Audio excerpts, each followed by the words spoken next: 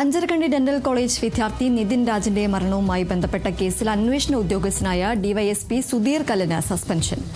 Case അന്വേഷണത്തിലെ ഗുരുതര വീഴ്ചകളെ തുടർന്ന് ഹൈക്കോടതിയിൽ നിന്നേറ്റ കടുത്ത വിമർശനങ്ങൾക്ക് പിന്നാലെയാണ് ഉദ്യോഗസ്ഥനെതിരെ അച്ചടക്ക നടപടിയുണ്ടായത്. പ്രതിയായ ഡോക്ടർ എം കെ റാമിനെ നിയമത്തിന്റെ പഴുതുകളിലൂടെ രക്ഷപ്പെടാൻ അവസരമൊരുക്കിയെന്ന് കണ്ടെത്തിയിരുന്നു. പ്രതിയെ അറസ്റ്റ് ചെയ്ത് കോടതിയിൽ ഹാജരാക്കിയപ്പോൾ അറസ്റ്റിനുള്ള കാരണം വ്യക്തമാക്കാതെയായിരുന്നു ഉദ്യോഗസ്ഥന്റെ നടപടി. ഹൈക്കോടതിയുടെ രൂക്ഷ വിമർശനം ഇടയാക്കിയിരുന്നു.